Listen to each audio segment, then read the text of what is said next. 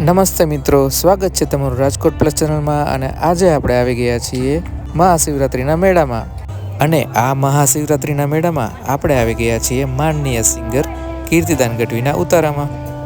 જો મિત્રો તમારે આ ઉતારામાં આવવું હોય તો તમે ભવનાથના ગેટ પહેલાં જે ડાબી તરફ રસ્તો આવે છે એ તરફ ચાલીને આવી શકો છો. તમે જોઈ રહ્યા છો કે માનનીય સિંગર શ્રી કીર્તિદાન ગઢવીએ મહાશિવરાત્રિના શિવોત્સવનું નામ આપેલું છે.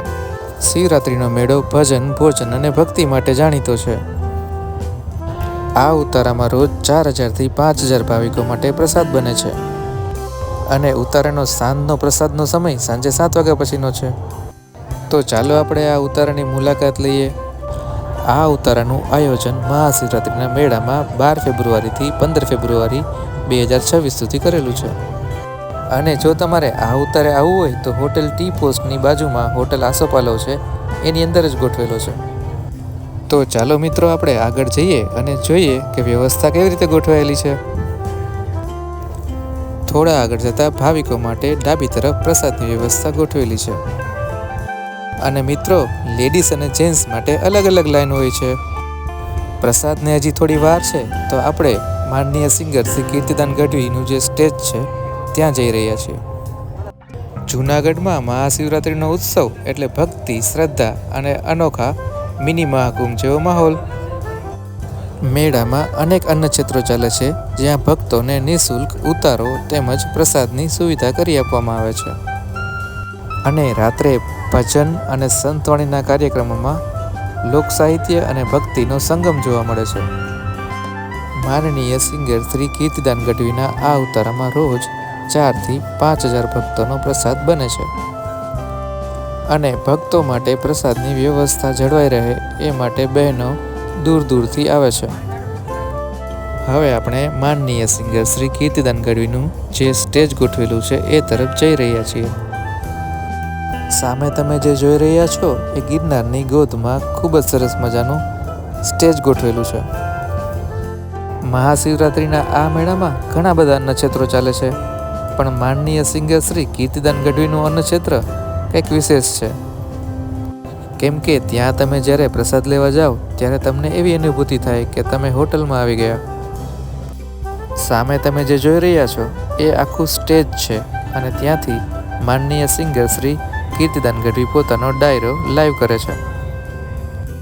આ ઉતારો એટલો લોકપ્રિય છે કે રાત્રે અહીંયા પગ મૂકવાની જગ્યા પણ નથી હોતી. સેલિબ્રિટીઝથી લઈને સામાન્ય જનતા સુધીના લોકો અહીં મહાદેવની ભક્તિમાં લીન થવા આવે છે. આ ઉતારાની જગ્યા એટલી સરસ છે કે તમને લાગે કે તમે એક્ઝેક્ટ ગિરનારની વચ્ચે આવી ગયા. કેમ કે સામે તમને ગરવો ગિરનાર દેખાય અને પાછળ પણ ગિરનાર પર્વતમાળાઓ આવેલી છે. માનનીય ગાયક શ્રી કીર્તિદાન ગઢવી અહીં પોતે રાત્રે દુહા, છંદ અને શિવ ભજનની રમઝટ બોલાવે છે. તેમની સાથે ગુજરાતના નામી કલાકારો પણ દુહા, છંદની રમઝટ બોલાવે છે. અહીં ગવાતા ભજનોમાં કાળિયો કાનુડો, સાહેબો મારો અને શિવસ્તુતિ લોકપ્રિય છે.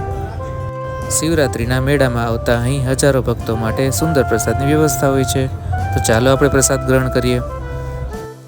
કોઈ પણ જાતના ભેદભાવ વગર દરેક ભક્તને અહીંયા પ્રેમથી પ્રસાદ જમાડવામાં આવે છે.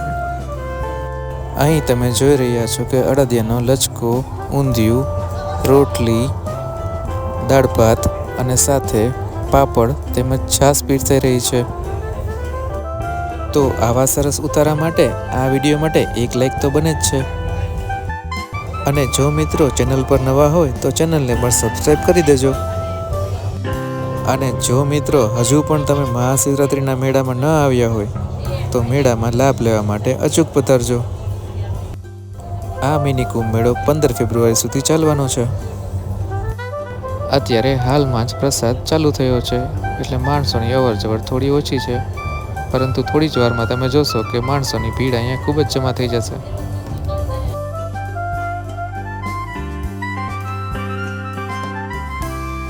મિત્રો, જો તમને આ વિડીયો ગમ્યો હોય તો ચેનલ સબસ્ક્રાઈબ કરી દેજો અને આવા જ વધુ વિડીયો જોવા માટે અમારી સાથે જોડાયેલા રહેજો. અહીંયા પ્રસાદ લેવા આવનાર બહેનો અને ભાઈઓની લાઈન અલગ અલગ રાખેલી હોય છે. જેથી કરીને વ્યવસ્થા જળવાઈ રહે અને સાથે જો ભીડ થાય તો કાઉન્ટર પણ વધારે રાખેલા છે, એટલે માણસો પહોંચી વળે.